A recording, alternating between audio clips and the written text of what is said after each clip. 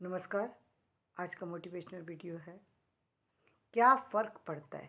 अक्सर लोग इस शब्द को इस्तेमाल करते हैं कि क्या फ़र्क पड़ता है किसी भी घटना के हो जाने पर, किसी भी स्थिति के बन जाने पर, कोई भी गलती हो जाने पर, या कुछ भी चीज़ को बहुत सिंपल वे में समझते हुए हर बात में क्या फ़र्क पड़ता है शब्द कह कर के आगे निकलने की कोशिश करते हैं, लेकिन भूल जाते हैं क्या फ़र्क नहीं पड़ता है। बहुत फ़र्क पड़ता है आपकी कही हुई बात का, आपकी बोली, आपके समझाई हुई बात का, आपके बताने का ढंग का, आप कहाँ बात कर रहे हैं, इसका हर बात का फ़र्क पड़ता है।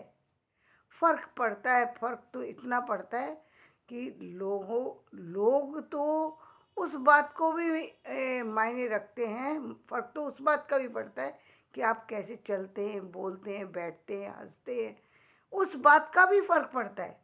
ये तो बहुत बड़ी-बड़ी बातें हुई। क्या फ़र्क, जिन बातों के बारे में कहा जाता है कि क्या फ़र्क पड़ता है। आप किसी के साथ कुछ भी करते चले जाएँ और कह रहे हैं कि आप फ़र्क ही नहीं पड़ता, फ़र्क पड़ता है। दूसरे आपकी इम्पोर्टेंस है, मानी जाती है, लेकिन दूसरे की भी अहमियत है। चाहे वो व्यक्ति छोटे से छोटा हो सकता है और बड़े से बड़ा हो सकता है। हर व्यक्ति की अपनी अहमियत है।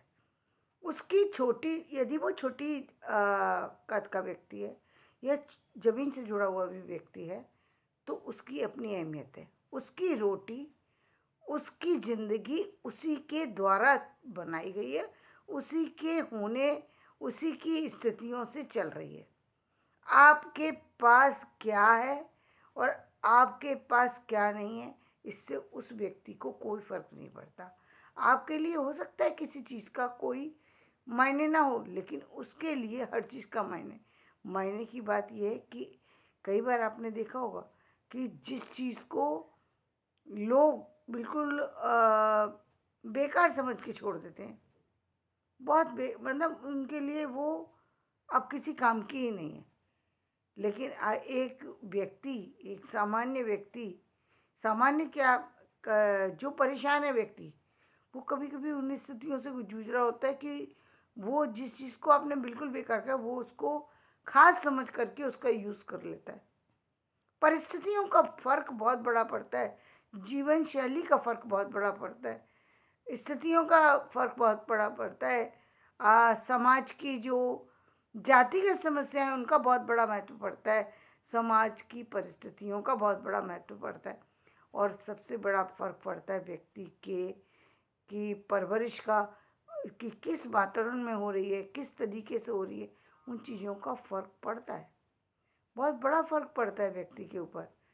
हो सकता है कि एक बच्चा जो है उसको आप थप्पड़ भी मार दीजिए, उस पर कोई फ़र्क नहीं पड़ेगा, और एक व्यक्ति को थप्पड़ तो छोड़िए, एक बच्चे को थप्पड़ तो छोड़िए, आप थप्पड़ की बात भी कर दें और वो बच्चा रोने लग जाए। क्यों? क्योंकि वो तो बच्चा था। बात तो ख़ास, बात तो बिल्कुल भी ख़ास नहीं है, एक छोटा-सा बच्चा ही तो है। क्या फ़र्क, उसमें क्या क्या हो गया यदि उससे कोई बात कह दी?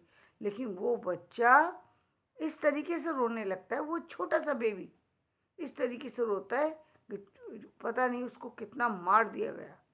क्यों? क्योंकि उसकी परवरिश इस ढंग से की गई है कि उसको वो भावनाओं को समझने लगा है। वो भावनाओं को कैच कर रहा है, वो आपके मूवमेंट को कैच कर रहा है। आपने कभी भी छोटे-छोटे बेबी को देखा होगा, बिल्कुल बहुत ही छोटे बच्चे को देखा होगा, जिसकी स्थिति ऐसी है कि जो कुछ भी करने में समर्थ नहीं है। आप कभी देखिए कि उस वो बच्चा कुछ कर नहीं सकता, लेकिन उसकी माँ को या पिता को या बहन को या भाई को, वो बच्चा किसी स्थिति में नहीं है, यानी 5-6 महीने का ही बच्चा है, 8 महीने का बच्चा है, वो किसी स्थिति में कुछ भी करने में सक्षम नहीं है। लेकिन यदि आप उसकी माँ पर हाथ रख देते हैं और उसके पिता पर हाथ रख देते हैं, उसके भाई को छूने की कोशिश करते हैं, उसके कपड़े को, वो बच्चा मुंह बना करके ऐसे रोने लगता है कि ये चीज़ मेरी है और क्यों छीनी जा रही है। अब आप कहेंगे कि अब आप बताइए कि फ़र्क पड़ता है कि नहीं। जब एक इतने छोटे से बच्चे को भावनाओं का फ़र्क पड़ रहा है, तो हर व्यक्ति को पड़ता है, और उस व्यक्ति को भी, उस इंसान को भी पड़ता है जिसकी जो बहुत मजबूरी से जूझ रहा है।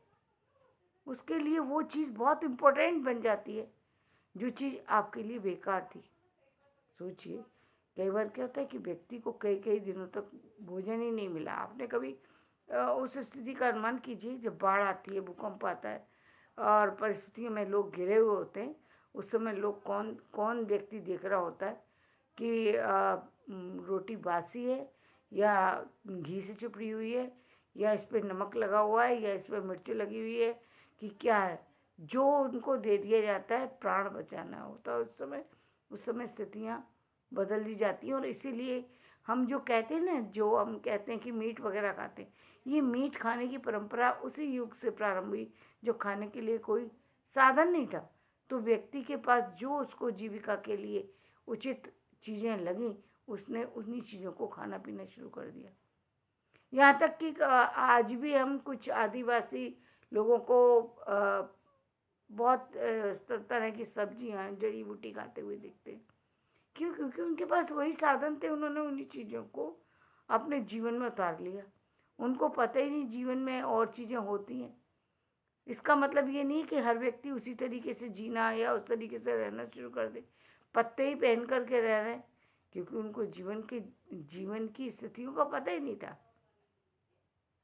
लेकिन जब व्यक्ति समाज के अंदर आ गया, समाज की चीज़ों को समझने लगा, अब तो उसको ऊपर फ़र्क पड़ने लगा, उसको अब लगने लगा। अब दो व्यक्ति बैठते हैं, जब वो देख रहा है कि दूसरे के पास ये चीज़ है और मेरे पास नहीं है, जब उसको इस बात का बोध हो गया तो उसके ऊपर फ़र्क पड़ा कि मेरे पास ये चीज़ क्यों नहीं है। जब तक जाना नहीं था तो कोई फ़र्क नहीं पड़ा, लेकिन जब उसे बोध हुआ ये चीज़ इसके पास है, मेरे पास नहीं, फ़र्क पड़ा उस पर। उसे लगा कि मेरे पास भी होनी चाहिए। तो जब ये चीज़ फ़र्क पड़ती है तो फिर आगे वो उसके लिए कार्य करने के लिए अग्रसर भी हो सकता है। और ये भी हो सकता है कि उसके अंदर एक कहीं ना कहीं एक दर्द आ जाए। स्थिति उसके उसके ऊपर उस भावना का क्या प्रभाव पड़ा, ये व्यक्ति विशेष की प्रतिक्रिया से ही पता लग सकता है। एक व्यक्ति बहुत बड़े व्यक्ति को देखकर सहम सकता है, दूसरा व्यक्ति उसके पास जाकर के उससे पूछ सकता है, तीसरा व्यक्ति किसी से डरता ही नहीं, चाहे वो बहुत छोटा हो या बड़ा हो, कोई फर्क नहीं पड़ता। और कह भी देता है कि क्या कहते हैं कि मैं क्या कर, भाई आप हैं, मैं तो, मेरी क्या औकात है कि मैं आपसे बात करूं। या कुछ भी कह देता है, वो ऐसी बातें बोल देता है जो कि कभी आपने कल्पना भी नहीं की है, या उन जैसा बनने के लिए कोशिश में लग जाता है। कुछ भी कर सकता है व्यक्ति। तो फर्क पड़ा ना, हर चीज़ का फर्क पड़ता है। हम जिस जगह रहते हैं, बोलते हैं, उठते हैं, बैठते हैं, चलते हैं, हर चीज़ का फर्क पड़ता है। और इसीलिए कहते हैं कि फर्क पड़े इससे पहले, यदि किसी चीज़ से आपको लग रहा है कि सामने वाले को फर्क पड़ रहा है, तो आपको समय रहते अपने आप को संभालने की आवश्यकता है। उस व्यक्ति से भी सॉरी बोलने की आवश्यकता है उसी समय। वक्त गए पीछे, आप फिर बहुत सारी सी चीज़ें कीजिए, कोई फर्क नहीं पड़ता। समय तो वही है ना, जब उसको आवश्यकता है। मान लीजिए एक व्यक्ति जब डूब रहा है और वो पुकार रहा है कि मुझे मुझे बचाओ, कोई व्यक्ति उसे बचाने नहीं आ रहा। बचाने का बाद जब उसने तैर कर किसी तरीके से रास्ता पार कर लिया, तो बचाने के लिए तब आप आकर के उसके पास सहानुभूति जताने लगे, तो वो व्यक्ति हो सकता है कि आपसे हाथ मिलाए, हो सकता है ना मिलाए, कि ये व्यक्ति वही है जिसने मेरे लिए मदद नहीं की। और एक व्यक्ति ये भी है, ऐसा भी हो सकता है कि जिसके पास कोई साधन नहीं है, वो लकड़ी लेकर के उसको जानता है तैरना, तो मैं नहीं जानता, ये भी डर है कि उसको मैं डूब जाऊंगा, मैं तो बचा नहीं सकता क्योंकि तैरना भी नहीं आता मुझे, पानी से भी डर लगता है। लेकिन वो फिर भी कोई ना कोई ऐसा साधन निश्चित रूप से खोज लेगा, साधन नहीं होगा, किसी व्यक्ति को पकड़ लेगा, कुछ भी करेगा, लेकिन उस व्यक्ति को बचा लेगा। यहाँ भावना प्रबल हो गई कि भावना शक्ति, यदि आपके अंदर किसी चीज की इच्छा शक्ति है, यानी आप चाहते हैं, आपके मन के अंदर दूसरे को बचाने की प्रवृत्ति है, तो आप बचा लेंगे। यदि आपकी प्रवृत्ति ही ऐसी है कि कोई दूसरे की, सिर्फ आपको अपने दुख का एहसास है, तो आप बिल्कुल नहीं बचाएंगे, बिल्कुल भी नहीं बचाएंगे। क्यों नहीं बचाएंगे? आपको आदत ही नहीं है।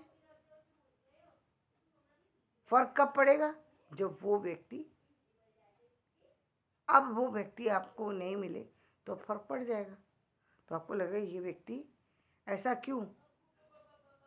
लेकिन सोचिए कि कितनी एक वो परिस्थिति में जब व्यक्ति लड़ रहा होता है या एक परिस्थिति में चल रहा होता है, और उस समय लोग जब जाकर के उसके सामने अपनी तरह से अपनी चीज़ें रखने लगते हैं, तो उस व्यक्ति को उस समय किस तरीके की स्थिति को का फील होता है।